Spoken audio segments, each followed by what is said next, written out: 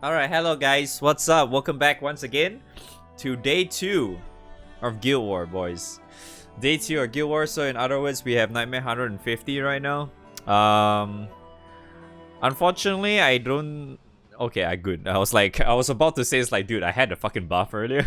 But now we don't, so I guess I can actually show a little bit. But from what we have seen so far, there's a few very, very notable characters for this set Guild War 150 in terms to make things great and all that good stuff, right? So there's a few notable ones. Quattro 150. Yes, you need 150. If you know 150, you're fucked, dude. Soshi is great as well. Yes, Soshi is good. Anne is good. We all know that. Doggo is good. Yes. Poseidon is amazing. Shalim's amazing. Wendus is amazing. Lancelot's amazing. Valentine Cassius is amazing. Fuck, I forgot who's the other one. Fuck, I had it in my head. Who's that? Chad. Yes, we have Chad. No, it's not Chad. Wait, who the fuck is that? Shit. But Zeta, yes. Yeah, Zeta. Yes, Zeta is the other one. Yes. I keep forgetting. How can I forget fucking Zeta? Yes. So there's these few ones that is really, really good. And from what I've seen, right? From what I've seen is Viking. I see Viking. I see Iatromantis. A lot of Iatromantis actually. And I think manual people are using Masquerade stuff, but we don't talk about that. But yeah, from what I've seen, a lot of people are running Iatromantis in their full auto. But I'm a Kango boy because I already have my Kango set up for Primal, so I can't really change it all too much, unfortunately. But yeah, so all I'm gonna say is that right now I'm only able to share the Kango stuff because the other ones I can kind of do it, but it's not as efficient and it's not that great for my case. Because another thing is I only have 2 X's, 2 Wendus X's, not 3. So, sucks to be me. But on the other hand, I did do a little bit of testing. Maybe not a little bit, quite a bit of Magna shit as well, which works. And I think Chad mentioned as well that you can actually do it without Diaspora Katanas as well. So, yeah, you could probably exchange it with... I think the grid is kind of like the same as somewhat I mentioned yesterday, which is... yeah, something like this. Yeah, something like this. 3 Alberons. Instead of this 2, you could use like Columbus or some other Tafnut shit. You could use Tafnut weapons in there as well if you need the HP or defenses. You can just use the Tafnut sticks in there because it might actually work out better too in a way. Because you can get a lot of HP from those things because there's the awakening shit, right? Because it gives a lot of awakening. For those who are wondering, who doesn't know, the awakening gives quite a bit.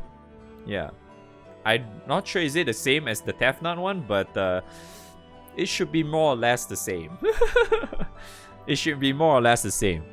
Not that different. It still gives you a fuck ton of HP and some defense, which is amazing, right? Especially if you're Magna.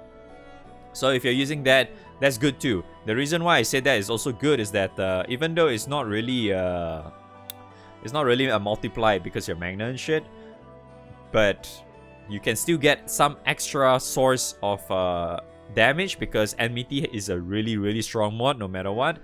And if you're playing Magna, you're gonna go relatively low on HP regardless, but you should be relatively safe for the most part. Okay, so in terms of like the sick characters that I was fucking around with, like I said, this another thing is like, you have to keep in mind, this is not supposed to show you like the fastest fucking full auto shit in the world. This is not the place. No, you can probably find that in every other, like on Twitter as your source or some other YouTube videos or whatever. This is just me fucking around with the stuff that I have, and I'm just sharing you with what I've learned along with Chad. Because probably Chad was helping out as well, obviously. Did I actually mention that yesterday? I probably did, right? Did I? I don't remember. Alright, Chad's useless, right? Sorry, Chad. Chad just got fucked. Alright.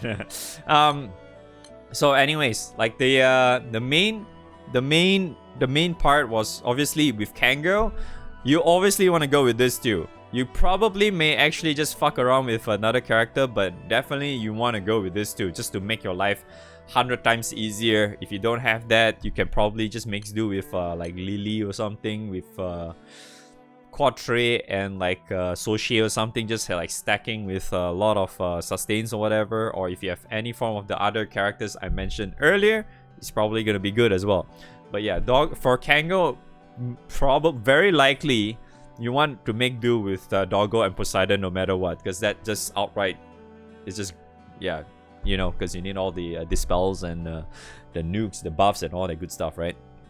So I've tested this exact same setup, but instead of like Shalim, I tested with Anne, I tested with Sochie, I tested with Wamdus, I tested with, I think only those 4, right? I think, yeah, only those 4 in this said Kango setup.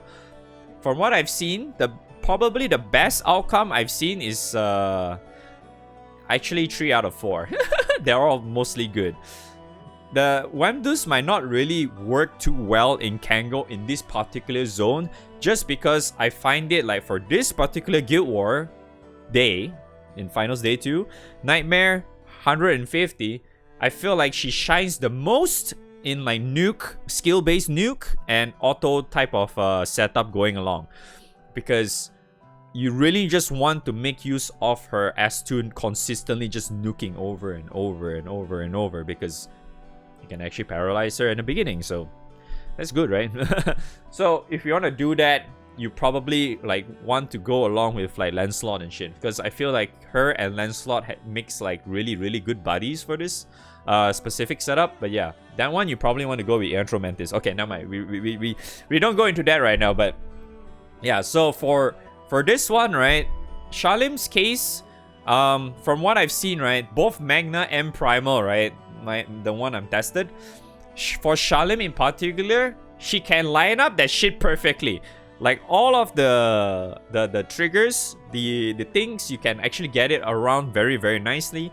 So like the first trigger at 85, she can actually get the overdrive in turn 1, because you know you get the can act shit from Shalim. You can you do that, and she will be able to nuke twice because of S3 has a lot of debuffs. You will get overdrive on that turn 1 itself most of the time, and you will be able to get the full diamond shit to trigger, because you know she does that when you get she activates overdrive, she'll get full diamonds. And then when you do that, you go second turn, you will push through the trigger, which allows you to reset the diamonds, which is perfectly nice, right? You know what? I think I'll just fucking show it instead of just talking. Yeah, because probably I'll just show this. It's probably better to just show it. I'll just use my Varna. I can probably do the fucking Magna one later as well, but I feel like the video is gonna be super long anyway. But yeah. Oh, I have the loser buff now. Shit! No! It doesn't. Yeah, dude, I tell you, it worked, okay? It doesn't matter whether I get the buffs or not, okay? The buffs don't matter, okay? Stupid buffs! Cucking this video thing. But yeah, the whole point for Shalim is that it lines up very nicely. So what happens, like like I said earlier, it goes through very nicely in turn 1. It lines up the full diamonds thing in turn 2, and then it goes normal auto. But the most important one was the 50 trigger, right? Because 50 trigger has that annoying ass lots and lots of buff to herself, and then she also limits the stupid incoming damage on 15 hit onwards kind of thing in that specific turn, which is very annoying. But in this setup, you can actually get 3 dispels on that turn no matter what. Because from what I've seen so far, it looks like on turn 6, because of Shalim's a wonderful S2, super strong. As you can see, this is the first turn, perfect, lined up, see? She didn't get through the trigger, bam. Now I'm going through the trigger, full diamonds, perfect. See, line up, easy, okay. Anyways, I was saying on turn 6, you can Ogi because of Poseidon. And because you use Shalim S2, Poseidon's S2 will get reset on turn 6, which allows you to efficiently dispel 3 times because Shalim can only nuke twice if you have a lot of debuffs, right? Which obviously doesn't have any debuffs at 50%. So Doggo would nuke twice, which allows you to do 2 dispels, right? Unless you're luck shitting, you can get CA reactivation with her, so you get 3 Ogis there. But a lot of time doesn't seem to be the case for me because you get dispelled and shit. So it really depends on how you actually line up the turn, but yeah, anyway, it doesn't really matter. You get 3 dispels very efficiently in that turn, so you get rid of that stupid ass buffs out of the way. You do, however, not get any debuffs at that turn, at that specific time, but it's still somewhat okay because Poseidon shit is there permanently, so it's not so bad. It may look bad for Magna, but trust me, it's not that bad. But with that out of the way, let's I guess I'll just watch her right now.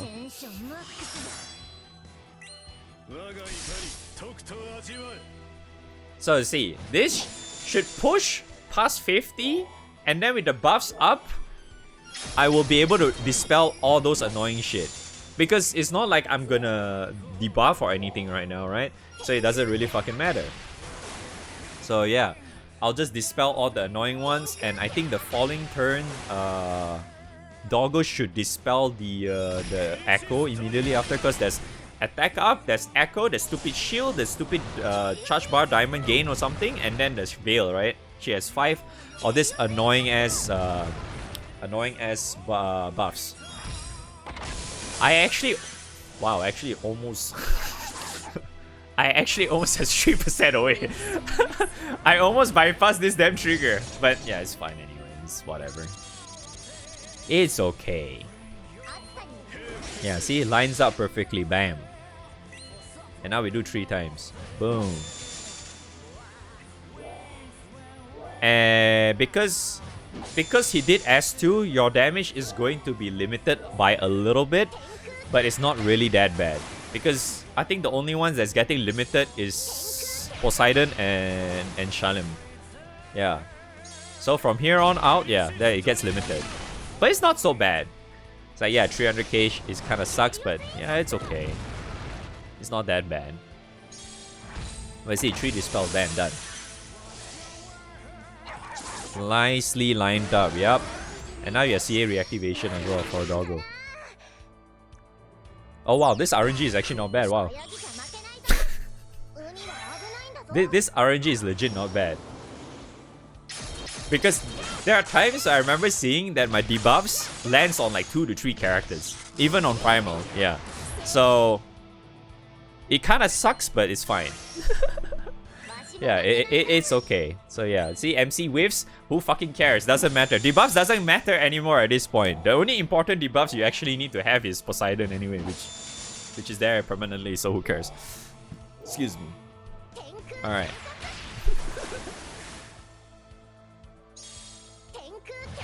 Alright, see? Dispel, boom. Yes, she triple OGs now. So yeah, sometimes that kinda happens in 50%, but not really. It's just more of like whether or not you can actually get it to like, if you're doing lesser damage or something, then you just, you know, hit it to like 50 right before 50 or something, so you don't get dispelled, or if you have like dispel cancel in some way, which is I will get into shortly, because that's Anne's case. Because for okay, yeah, so this one is done already, yeah? Okay, so that's kind of how it is. So for, I think I should move on, right? Okay, I should move on. So that's usually how Shalim tends to. Probably might not look as smooth for Magna, but honestly, I can tell you it's probably more or less the same anyway. But anyway, so that's how Shalim is. Shalim is great because it lines up perfectly and all that shit. So in case someone dies, I usually put Moon Potato in the backline, so if someone dies, usually at least one character dies. If RNG is really bad, Moon Potato comes in, she does all the shit, he dies, no matter what. Yeah, it's fine. Moon Potato saves a lot of lives. Or if you're doing really bad, you can also just bring in, yeah, Summer Monkey works too. So you can get full heal immediately kind of thing. Okay. Other than that is, yeah, so next is Anne. So I don't think I'm gonna do all the showcase right now, because it's probably gonna be a really long video and I don't want that. For Anne's case, from what I've tested earlier, she actually lines up her Dispel properly. So the Dispel Cancel is lined up perfectly to the point where every time you go through 50, which is the most important part where you get Dispelled and shit, Hecate actually just also does normal Ogi for that stupid 50% trigger of hers. She does that as normal Ogi previously, but that usually doesn't happen if you're using, I'm using this setup with Anne. It usually doesn't happen.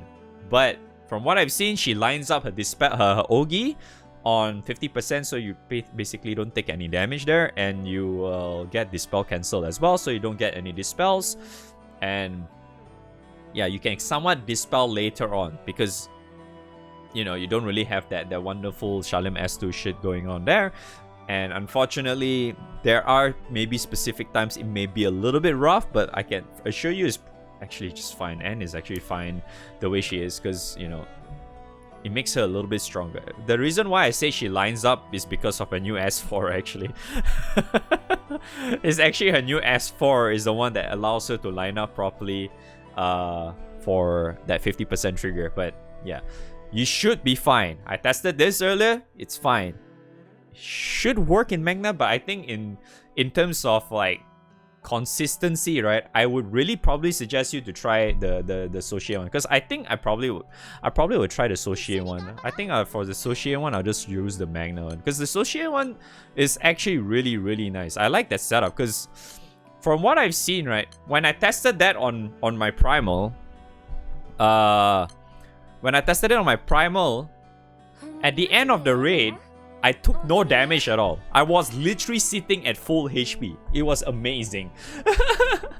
And it felt very, very good using her, because for some reason I managed to somehow always get the Ogi in, because the most the highest damage trigger Hecate has. Okay, I almost selected the wrong summon, lol. The most painful one is the 25% trigger. Oh wait, no, 35% trigger on Hecate, because she does that huge ass nuke on 2 characters, which can be negated with mirror image, which Sochie has, and she heals and keeps you alive and all that wonderful stuff.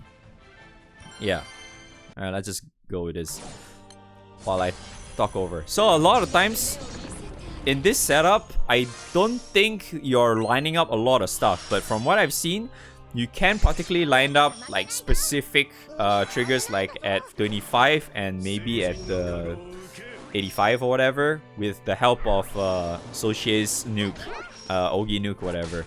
But like debuffs and whatever, I don't think it really matters too much. So like when it comes to like the skills for MC, from what I noticed, it really doesn't matter, to be honest.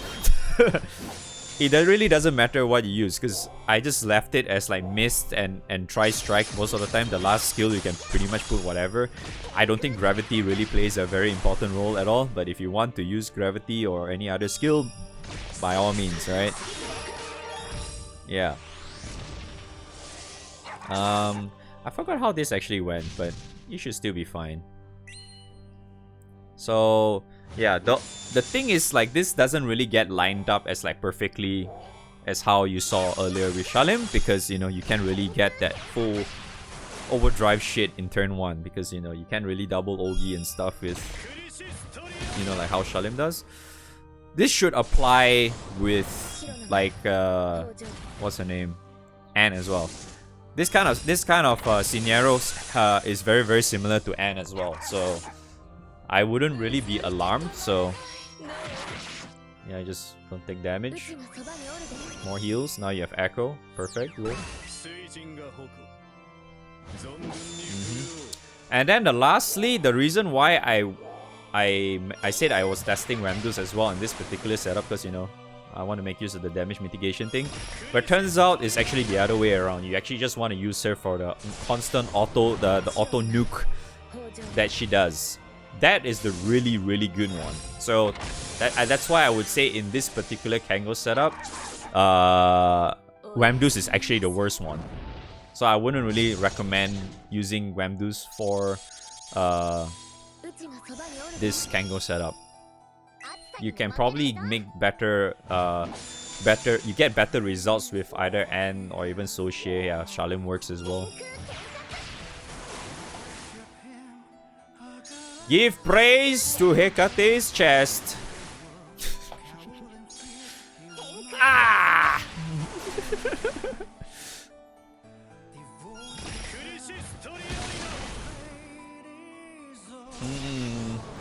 But yeah,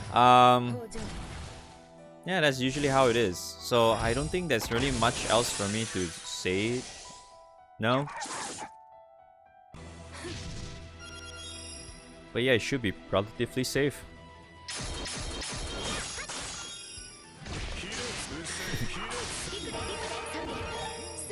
Yeah, so it should be fine. You're healing.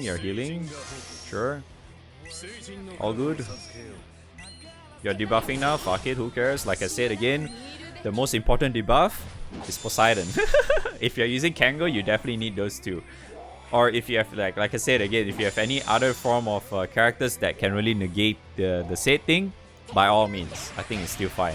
But to me, the most comfortable one, the easiest fucking shit ever, is probably having Doggo and Poseidon for Kango setups. If you don't have them, I'd probably rather suggest you to just go with Iatromantis instead.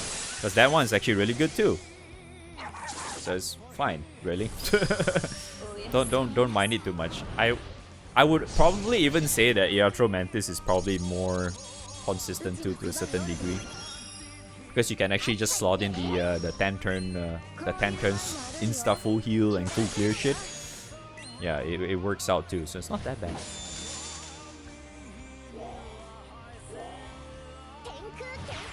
Okay, dispels. Boom. I got charm, but yeah, whatever, who cares. Oh wow, she actually OG'd. 0 damage, boys, here we go. Boom. Okay, not 0 damage, but that one you probably just got unlucky. It's 1 out of 4, man. It's 1 out of 4. I decided to land on the exact same character. Nothing I could do there. It's fine.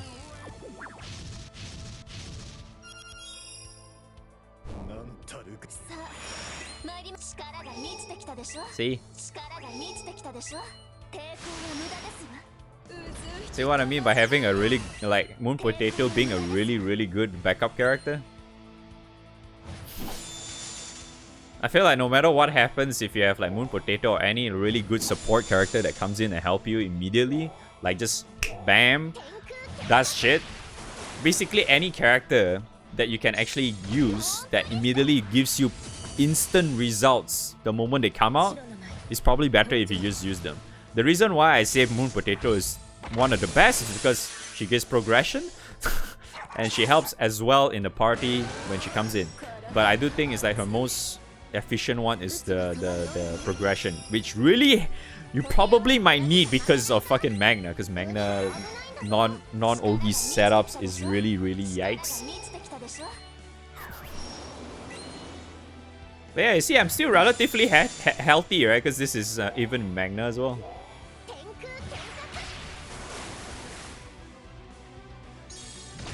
Yeah, remember this is Magna. See, my autos are fucking dog shit, but it's fine because I'm very focused on just OG damage because Kango, right? Lol. Like I said earlier, if you really want to go something else instead of going like full OG base kind of shit, go Iatromantis. Probably is just way better. That is if you dislike the whole OG stuff, which is totally understandable. Yeah, the time, like I said, may not be the greatest, but it's very safe.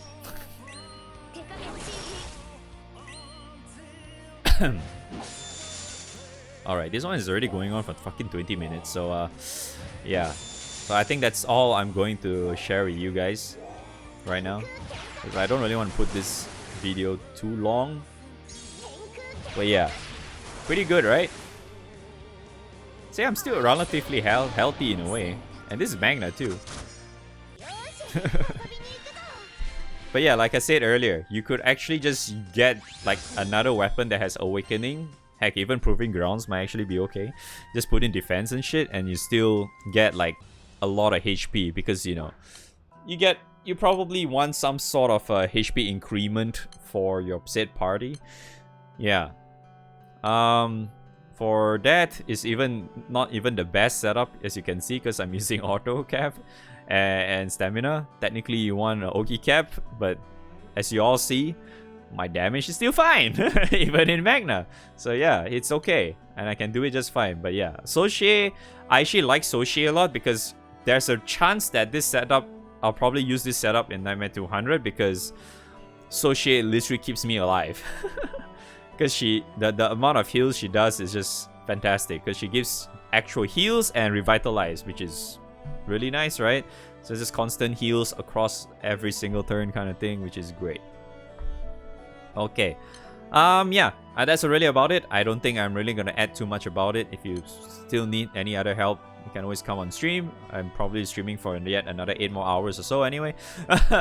And yeah, or just go onto my Discord or some shit, or look on Twitter or whatever shit. That, yeah.